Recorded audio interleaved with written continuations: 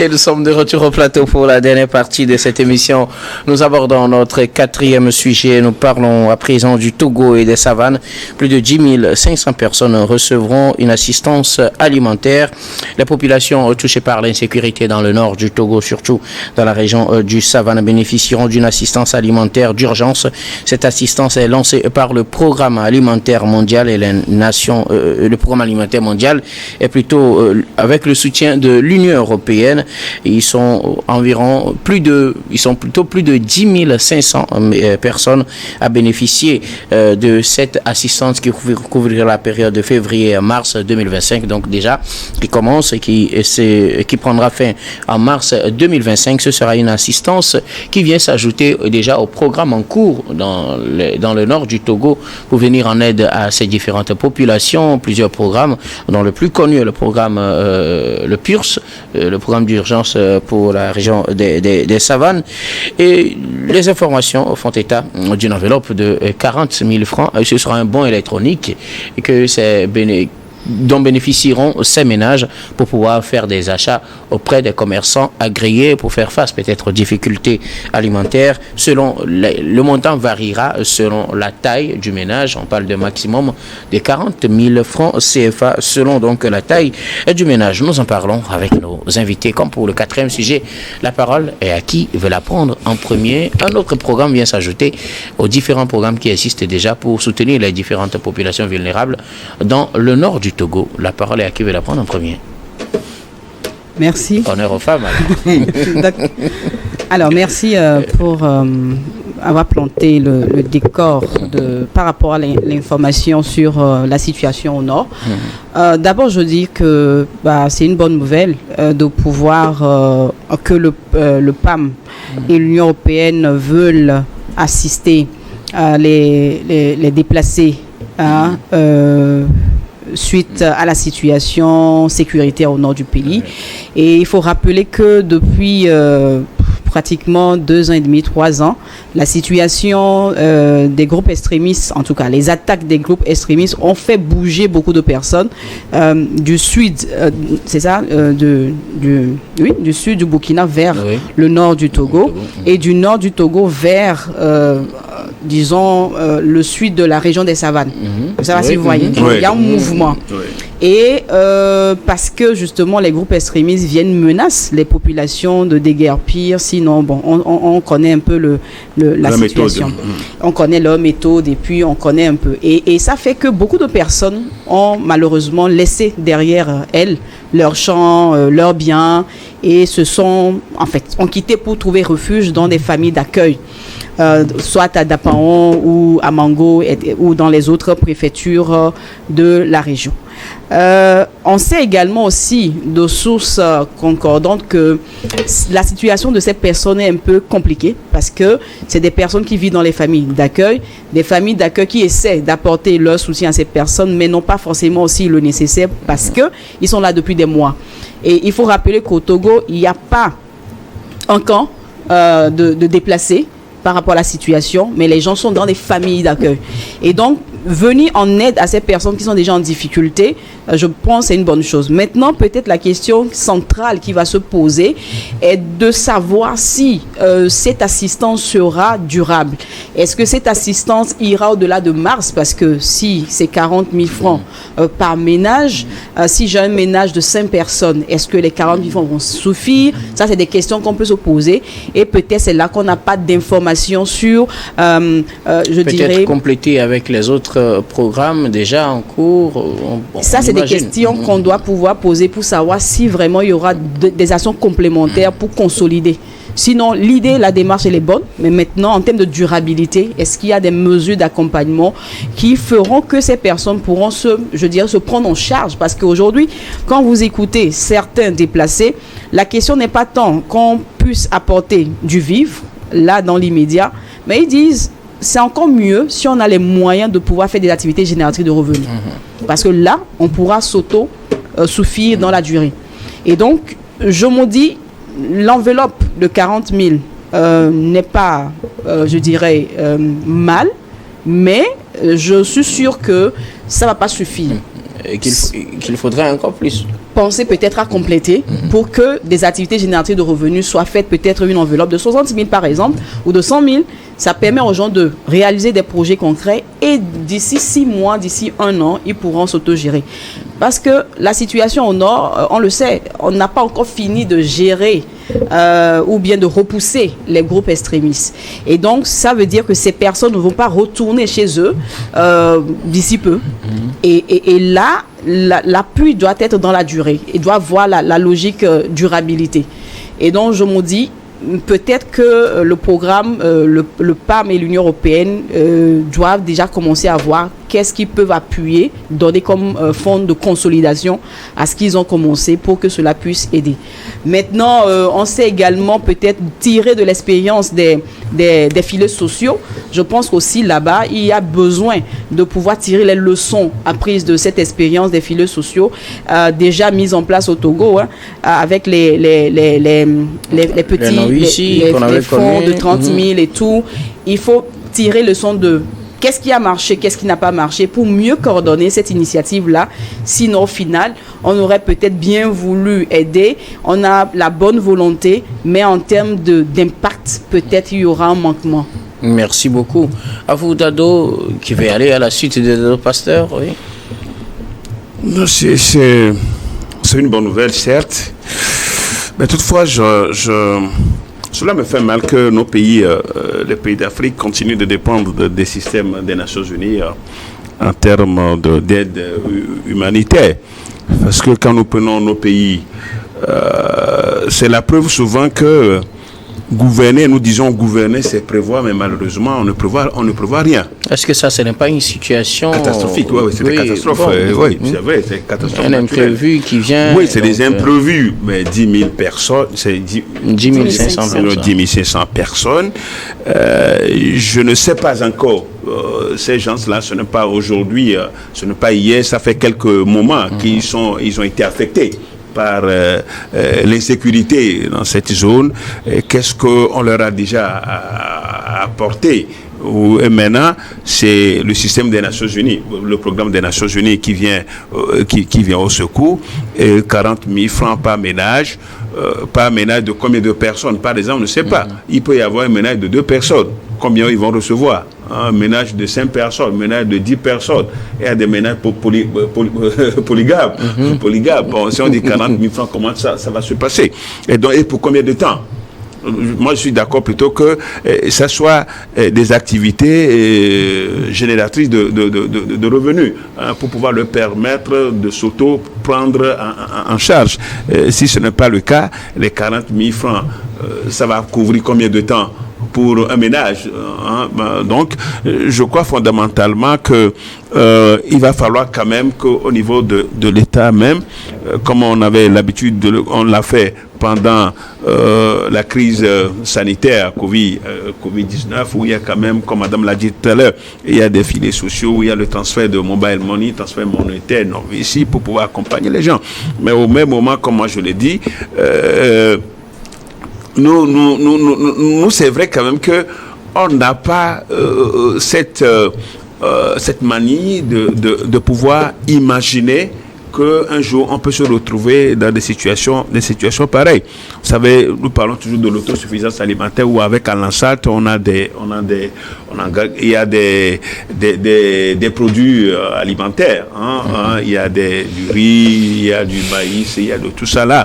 Donc moi je souhaite quand même que s'il faut les accompagner du côté des vivres, on le fait, mais pour pérenniser, pour être pérenne dans le temps, il va falloir quand même qu'on leur trouve des moyens suffisants, de l'argent suffisant, il faut le dire, pour pouvoir faire les activités et leur permettre, au jour où ils vont retourner chez eux, pour qu'ils soient à l'aise, parce que moralement et psychologiquement, c'est des gens qui sont totalement, qui sont emportés, et donc s'il n'y a pas à manger, s'il n'y a pas d'activité, parce qu'ils sont dans des ménages, on n'a pas de camp naturellement pour pouvoir les regrouper, les rassembler. Donc c'est une bonne nouvelle, mais au même moment, nous devons grandir, nos États doivent grandir par rapport à ces situations et prévoir. C'est vrai que les catastrophes naturelles peuvent arriver à tout moment, mais quand même, il faut prévoir pour dire, au cas où un jour, nous avons un tremblement de terre, au cas où un jour, on a ceci, mais comment venir aux besoins, comment venir au secours des victimes. Donc, il va falloir quand même qu'on en arrive là. Sinon, le PAM est toujours dans sa dynamique de pouvoir venir au secours des populations sinistrées ou bien qui sont victimes des guerres et autres. Merci beaucoup à vous, pasteur. Alors, Robert Kassigan, à côté, un nouvel appui aux populations vulnérables de la région des Savanes, pas très loin de la frontière avec le Burkina Faso où sévit le terrorisme.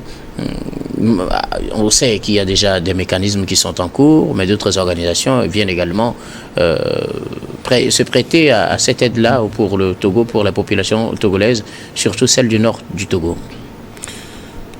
C'est une très bonne chose, une très bonne initiative à encourager, sauf que avoir le montant faramineux, un peu plus d'un demi-milliard de francs CFA, pour moi, s'il faudrait prendre peut-être la moitié pour faire ce don, prendre l'autre moitié pour peut-être encourager les gens à se faire former dans des différents métiers ou financer des activités commerciales ou même les former à devenir peut-être des start-up pour qu'un jour, s'ils retournent dans leur milieu respectif, ils puissent devenir des entrepreneurs ou des commerçants ou peut-être des artisans dans différents métiers et avoir peut-être avoir des sources de revenus pour eux-mêmes.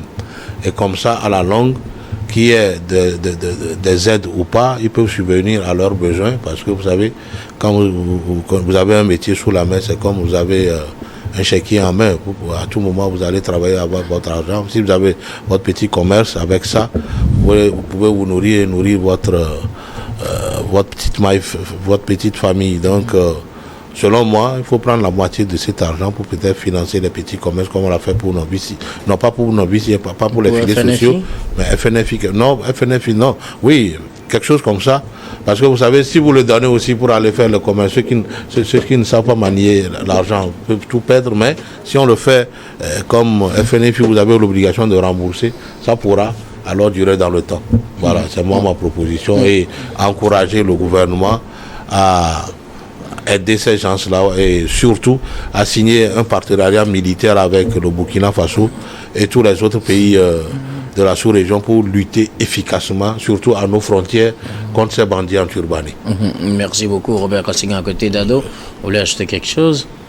Oui, je pense que c'est le lieu aussi d'encourager les forces de défense et de sécurité aussi qui font un énorme travail sur le terrain pour sécuriser le territoire et donc aussi que les programmes de ce genre puissent aussi aller en leur faveur parce qu'ils laissent leur famille à la capitale et puis ils vont au front, ils savent pas s'ils vont revenir, donc il y a aussi besoin de les soutenir psychologiquement d'abord et puis aussi socialement et de l'autre côté je pense que c'est aussi le lieu de rappeler que l'initiative d'Accra à mon avis est sous-exploitée parce que nous parlons d'une situation qui pour le Togo bientôt va faire 4 ans, la situation de l'extrémisme violent.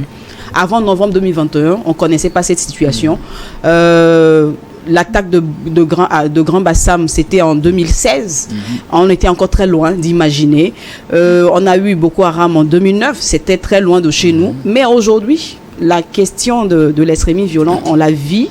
Ça va faire bientôt 4 ans. Et si les mesures idoines ne sont pas prises, je crains que les 10 500 personnes dont on est en train de parler, d'ici 2 ans, ça va s'augmenter parce que les gens vont encore plus se déplacer. Et ça ne va pas aider. Et donc aujourd'hui, les pays de la côte, à savoir le Ghana, le Togo, le Bénin et ceux du Sahel, le Burkina, le Mali, le Niger, sans oublier le pays du Nigeria, qui ont fait face à la question de l'extrémisme violent depuis des années, doivent pouvoir peut-être mieux se structurer pour qu'au niveau de la riposte, parce qu'au-delà de tout, il y a quand même une dimension militaire qui est évidente. Et donc qu'ils aient les moyens nécessaires de pouvoir vraiment neutraliser ces groupes extrémistes qui, au fond, au final, n'ont pas un message clair. C'est-à-dire qu'il n'y a pas une revendication claire. On connaît dans des pays où le message était très clair. Mais pour nous autres, là, on ne voit même pas. C'est quoi le motif? Je ne sais pas si vous voyez. Il n'y a pas un motif vraiment défendu. Dans d'autres pays, on sait. Mais ici, c'est un peu comme si on cherche du territoire pour continuer à faire nos activités. Et là, on ne peut pas laisser ces genres de situations se passer parce que je dirais, les États ont l'obligation de sécuriser la vie de leur population. Et donc, ils doivent aller en synergie, ils doivent travailler en symbiose. Travailler isolément, on ne règle pas le problème. Et 5 ans, on va nous retrouver ici, on sera encore dans la même situation. Et donc, pour moi, l'action humanitaire, c'est bien, mais les pays doivent pouvoir mettre en œuvre les résolutions qu'eux-mêmes se sont prises au travers de l'initiative d'Accra en rendant ce programme-là plus effectif et opérationnel. Merci beaucoup. Pasteur? Non, c'est pour dire que c'est pour juste aller dans ce même sens pour féliciter quand même l'effort de défense, les encourager surtout parce que ce qu'ils vivent, ce que les soldats vivent, c'est pas facile. Et surtout veiller à ce que leurs familles puissent bénéficier, puissent aussi bénéficier de ces aides parce que apparemment quand ils sont sur le front, ce n'est pas facile. Les enfants sont là, les familles sont là. C'est vrai quand même que l'État, certainement, serait en train de faire quelque chose à leur faveur, mais il va falloir quand même que, c'est vrai, la dernière fois, le chef d'État a boosté le moral. Donc, c'est quelque chose qui nous touche tous ensemble. Parce que ce sont nos frères, ce sont nos sœurs, et donc les encourager à combattre davantage et à finir un jour avec le terrorisme, et c'est ça notre prière. Donc, que tous nos voeux les accompagnent dans cette lutte-là pour défendre l'intégrité de notre territoire. Merci beaucoup à vous. Robert Kassigan à côté. Oui, je voudrais encourager l'État à prévoir des primes importantes pour les forces de défense et de sécurité qui veillent sur notre sécurité, surtout dans ces zones un peu délicates. Vous savez, ça peut aussi booster le moral de nos forces de défense et de sécurité, surtout les éléments qui combattent dans ces zones très dangereuses. S'il y a des primes spéciales pour eux et qui surtout sont mises sur les bulletins, pas main à main, mais c'est comme ceux qui vont... Je pense que ça, c'est des questions militaires qu'on ne maîtrise pas forcément. Mais c'est des propositions. Nous sommes des citoyens togolais. On peut proposer à notre gouvernement. Comme nos militaires qui voyagent parfois, ils vont dans les missions onusiennes. Et à leur retour, ils ont quelque chose avec laquelle ils payent des motos, ils bâtissent des maisons. Je suis sûr que dans ce cas aussi, ils auraient quelque chose maintenant. Est-ce que ce sera comparable à celui des missions Voilà, moi j'encourage... je ne saurais le dire. Voilà, j'encourage le gouvernement à aller dans ce sens. Au lieu de leur trouver quelque chose en l'état qui peut aussi se retrouver dans la poche des bandits en turbané, il vaut mieux mettre ça sur le bulletin. Comme ça, si la personne passe peut-être 1 mois, 2 mois, il revient, il y a quelque chose de conséquent qu'il entend ici. Et ça peut motiver d'autres personnes à y aller et se sacrifier pour Merci le beaucoup. pays. Voilà. À vous tous pour vos contributions. Nous arrivons pratiquement à la fin de ce numéro de Regards croisés. Mais avant de nous séparer, notre habituel dernier tour d'étape, ce sera pour vos mots de fin sur un sujet de votre choix. Je reste avec vous, Robert Kassigan, petit. Oui, je vais continuer dans le sens où j'étais avant, c'est-à-dire demander humblement au gouvernement de faire en sorte que nous savons que les choses sont dures, mais par militaire, si on lui réserve peut-être 5-10 millions pour peut-être 2 mois, 3 mois dans la zone de l'autre côté, ça peut les galvaniser. Oui, non seulement qu'ils vont chercher à aller au fond, mais ça va les galvaniser à lutter sans merci contre les terroristes. Vous savez que vous allez passer peut-être 2 mois ou 3 mois à Tandjouare ou quelque part là-bas et que vous avez 10 millions après un trimestre là-bas. Et je vous jure, même si c'est une mouche qui vole là, et il aura quelque chose. Donc moi je pense que s'il faut consacrer des milliards pour construire les routes, il faut aussi être en paix avant d'accéder au développement, et donc il faut aussi leur consacrer des milliards pour que à chaque fois qu'ils voyagent, ils aient des primes conséquentes. Merci beaucoup Robert Kassigan, à côté analyste politique et président de l'AJD Alliance Jeunesse Développement. Merci d'être passé sur ce plateau. Merci docteur, merci pour avoir invité notre sœur. Merci Dado, au mot de la fin. Merci beaucoup. Alors je dirais tout simplement que je reviens à l'idée de l'initiative d'Accra, qui est déjà une initiative existante mise en place par les États, quelques États africains pour gérer ou faire face de façon plus efficace à la lutte contre l'extrémisme violent. Je pense que ils ont déjà commencé. Il faut qu'ils aillent au bout pour retrouver comment on dit ça, pour retrouver l'intégrité territoriale des États et permettre aux populations de vivre en paix et en sécurité. Et donc, la synergie d'action s'impose et de manière, dans une logique de célérité pour plus de résultats, afin que, au plus dans les 2 ans qui viennent, qu'on puisse finir avec cette histoire de groupes extrémistes et qu'on n'ait pas à vivre avec, parce que au risque de laisser nos territoires être envahis par ces groupes extrémistes qui font pas du tout du bien à la population. Merci beaucoup. Dado Nora Noviekou, vous êtes sociologue. Merci beaucoup d'être passé sur ce plateau. Merci à toi et à la prochaine. Ah, bien sûr. On espère vous retrouver très bientôt d'ailleurs. Pasteur Edo, vos mots de la fin. Alors moi, je voudrais aborder le sujet des accidents de circulation souvent causés par les gros porteurs au Togo. Les titans. Vous ne pouvez pas imaginer qu'on fixe un conteneur sur un titan. C'est-à-dire, comme ça, on le dépose seulement sur le titan.